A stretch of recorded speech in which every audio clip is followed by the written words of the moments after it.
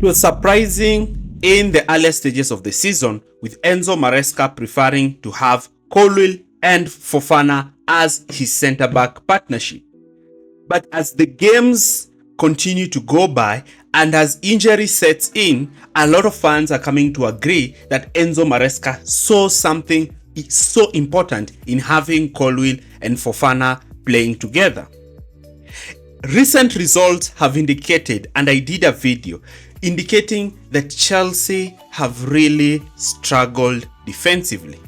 The inability of Chelsea keeping a clean sheet has seen Chelsea drop a lot of points from winning positions.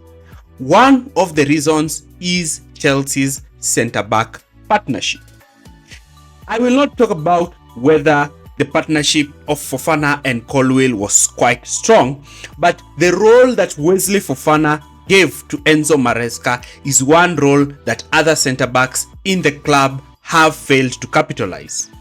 Tosin Adarabioyo and Marc-Axel Disasi have fallen short, with the other being too slow, even playing as a central centre-back, while Disasi being so clumsy, so wasteful, and constantly putting Chelsea in dangerous positions where Chelsea actually concede goals.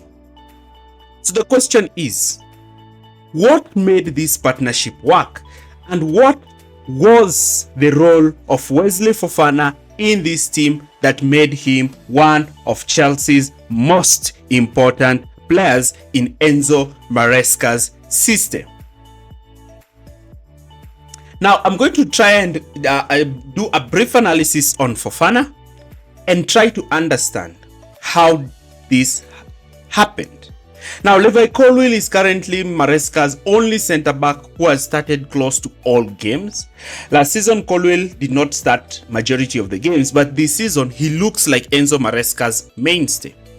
Now, Fofana was also one of Maresca's favorite centre-back, and that was because of Fofana's agility and aggressiveness. Fofana's agility and aggressiveness is what made him so important for Maresca, because this allowed Colwill to be positionally aware while Fofana would lunge into headers and tackles. Looking at Chelsea's backline system approach, you notice that Fofana playing in that wide right centre-back would play either as a pseudo right back or as a wide centre-back, allowing him the opportunity to carry the ball forward when Chelsea are building up, as well as to act as a cover for the right centre-back. Having Fofana and Cucurella in the team allowed Chelsea to have their right back advance high up and allow Fofana to even push forward, because Maresca was confident of Fofana's space to cover ground. Fofana was one of the most aggressive centre-backs in this partnership, not getting scared to push forward, win duels, and ensure that he always won the ball whenever Chelsea lost it. And this partnership allowed Colwill to play as a sweeper, and relying on Colwill's space and his ability to read the game put Chelsea in a very positive position. Fofana applied the man-marking approach that Maresca really wanted by pushing all the way forward to try and cover Chelsea's opponents, especially when he was tasked to mark them. The statistics actually prove this. Looking at the in-possession statistics, Fofana was one of the centre-backs who carried the ball forward and had a lot of take-ons. And we saw throughout the games, when Fofana received the ball, he was not like Disasi just looking to pass it. He would carry the ball onto the opposition's final third with great precision, taking away markers from players like Cole Palmer and allowing Chelsea to now effect the attack. So, kindly subscribe for this channel so that you can see more videos like this. Now, the role that Fofana played was very important in the Enzo Maresca system. Having an agile, fast, aggressive centre-back who was able to launch onto his opponents, who was able to carry the ball forward, was one of the most important things. And some of the sensible transfers that you're seeing is the return of Trevor Chalobah. Now, Trevor Chalobah had formed an incredible centre-back partnership with Thiago Silva in the latter stages of last season. Trevor Chalobah can play the right-sided centre-back role, And in fact, it puzzled me how Chalobah did not manage to get retained by the club. Chalobah is a player who is a Chelsea fan, a Chelsea boy, and he's fast. He reads the game well. I think last season he was probably our second best centre back behind Thiago Silva. Chalobah was quite calm, and I think he is way better than Disasi in that position. He's way better than Tosin in that position. And also, Chalobah gave Chelsea that aerial dominance in the box, as we saw him score some headers in Chelsea last season fixtures. Now, let's look at also another thing that Chalobah can give Chelsea, and those are passes and progressive passes, and that is something that we saw Chelsea really need in Enzo Maresca's system. However, I am not quite sure with his ability to play under pressure, because that is also something that Enzo Maresca really fancies it. But I like Chalobah's reading of the game. Last season, when Chelsea hit that form where Chelsea won 6 games in the bounce, Chalobah was one of the mainstaying centre-backs. And when Chelsea lost 5-0 away at Arsenal, Trevor Chalobah was the centre-back who did not play in that game. And you could clearly see that his aggression is also something that he can give Chelsea, similar to what Wesley Fofana gave Chelsea. I am yet to see his aerial duel success rate, but Trevor Chalobah looked quite okay for me at Chelsea. And how he defended and his pace and his way of reading the play, I think he's one centre-back that I will take. Now, rumors are going that Chelsea actually want to sign Marc Guehi. Now, Marc Guehi is a leader. He's a strong centre-back. He reads the game well, though I have seen him make some silly mistakes in the box that I really have to say. So I really don't know how the club have scouted this. So he's a right-sided centre-back. He doesn't have quite a huge significant error, but when you look at him, he's one player who can play effectively with colwill. He's very vocal, he's a leader on the pitch, he's fast, and also he's quite physical. He's a player who is also a former Chelsea player, and I think he's one of those players who would really like to come back and prove a point to Chelsea. He's also a player who you can expect to score headers for you, and I really like him in particular to the way he reads the game. And him can actually slot in quite well in that right-sided centre-back position. He's an England international. He plays for England. And one thing that he can really give Chelsea is that leadership, because I don't think Colwill can give that. The next centre-back I'm going to talk about is Araujo.